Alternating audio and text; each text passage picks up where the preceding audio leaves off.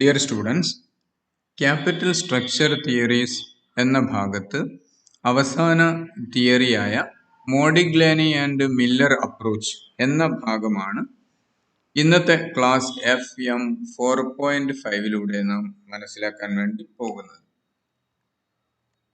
മോഡിഗ്ലാനി and Miller approach was developed by Franco Modigliani and Merton Miller in the year 1958.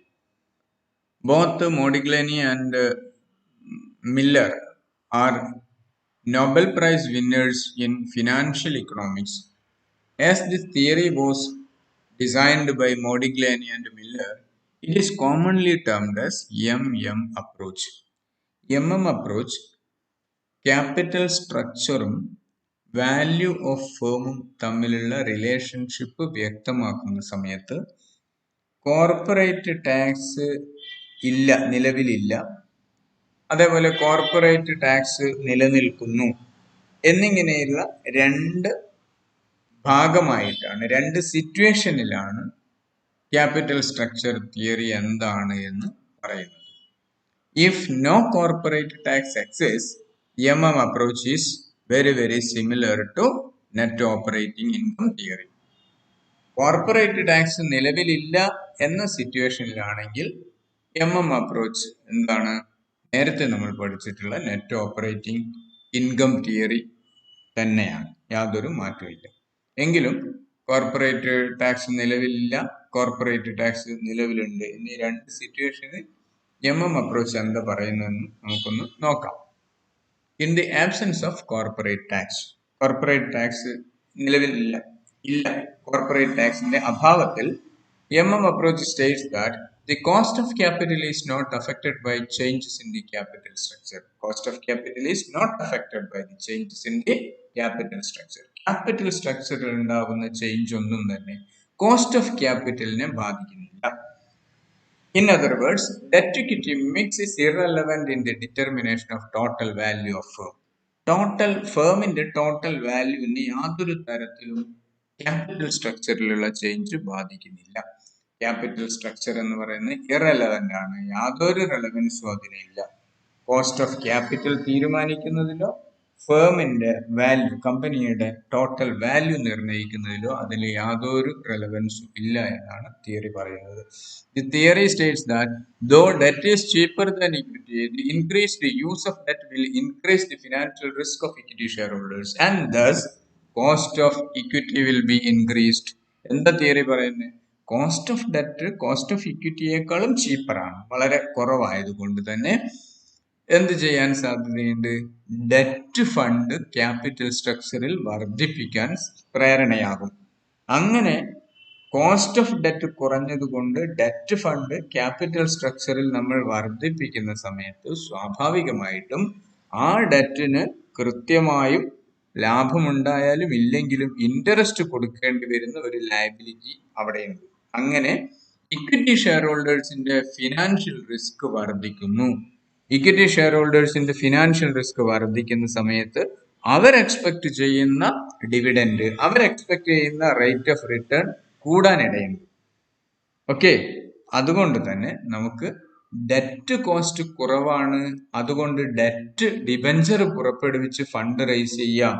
അപ്പൊ ആ ഒരു benefit equity share ഹോൾഡേഴ്സിന് കൂടുതൽ dividend കൊടുക്കുന്നതിന് ഇടയാക്കുകയും അങ്ങനെ ആ ഒരു ബെനിഫിറ്റ് അങ്ങ് സെറ്റ് ഓഫ് ചെയ്തു പോകുന്നു എന്ന് പറയും. അതുകൊണ്ട് തന്നെ overall cost of capital remains same because the benefit of low cost debt is offset by the increased cost of equity. Okay, ഇതാണ് കോർപ്പറേറ്റ് ടാക്സ് നിലവിലില്ലെങ്കിൽ MM അപ്രോച്ച് വ്യക്തമാക്കുന്നത്. ഇത് തന്നെയായിരുന്നു നേരത്തെ net operating income theory of capital സ്ട്രക്ചറും വ്യക്തമാക്കിയിട്ടുള്ളത്. Okay, ഇനി നമുക്ക് കോർപ്പറേറ്റ് ടാക്സ് നിലവിലുണ്ട്, ഇഫ് കോർപ്പറേറ്റ് ടാക്സസ് എക്സിസ്റ്റ്, അങ്ങനെയാണെങ്കിൽ MM approach states that the cost of capital is affected by changes in the capital structure. Capital സ്ട്രക്ചറിലുള്ള ചേഞ്ചസ് സ്വാഭാവികമായിട്ട് അല്ലെ capital സ്ട്രക്ചറിൽ വരുന്ന ചേഞ്ചസ് കോസ്റ്റ് ഓഫ് ക്യാപിറ്റലിനെ അഫക്റ്റ് ചെയ്യുന്നു, കമ്പനിയുടെ വാല്യുവേഷന്, വാല്യൂ ഓഫ് ഫേമിനെ അഫക്റ്റ് ചെയ്യുന്നു. അല്ലെങ്കിൽ debt equity mix is relevant in determination of total value of firm എന്നാണ് MM അപ്രോച്ച് പറയുന്നത്. കോർപ്പറേറ്റ് ടാക്സ് നിലവിലുണ്ടെങ്കിൽ. The theory states that the value of the firm will be increased or cost of capital will be decreased with the use of debt on account of deductibility of interest charge for tax purposes. എന്തുകൊണ്ടാണ് capital structure change ചെയ്യുന്ന സമയത്ത് value of ഫേമിൽ change വരുന്നത് എന്നാണ് theory വ്യക്തമാക്കുന്നത്. എങ്ങനെയാണെന്ന് നോക്കാം. എന്താ പറഞ്ഞിരിക്കുന്നത്?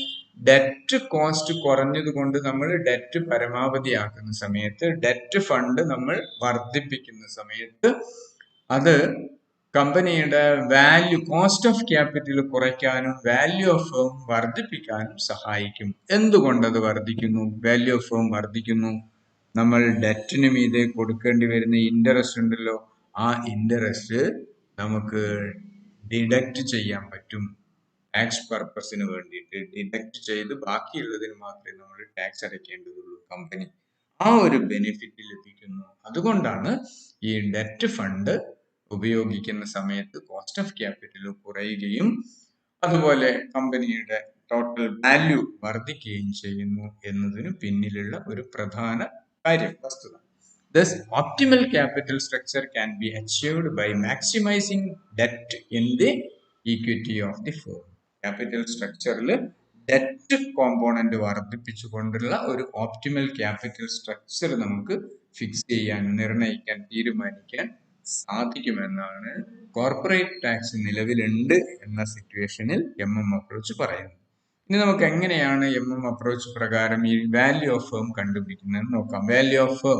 Value of levered firm is equal to value of unlevered firm plus tax saving resulting from the tax deductibility of the interest charges. Value of levered firm എന്ന് പറഞ്ഞാൽ debt fund, capital സ്ട്രക്ചറിൽ debt fund ഉപയോഗിക്കുന്ന firm എന്നർത്ഥം. അങ്ങനെയുള്ള ഫേമിനെ സംബന്ധിച്ചിടത്തോളം value of levered firm is equal to value of unlevered firm plus tax saving. Okay, unlevered ഫേമിന്റെ വാല്യൂവിനോടൊപ്പം എന്ത് ആഡ് ചെയ്യണം? നമുക്ക് ഡിബഞ്ചർ ഇഷ്യൂ ചെയ്യുന്നത് കൊണ്ട് കിട്ടുന്ന ആ ഒരു ടാക്സ് സേവിങ് ബെനിഫിറ്റ് ഉണ്ട്, അതുകൂടെ ആഡ് ചെയ്യും. അതായത് VL is equal to VU plus TD. VL എന്ന് പറഞ്ഞു കഴിഞ്ഞാൽ value of levered firm, VU means value of unlevered firm.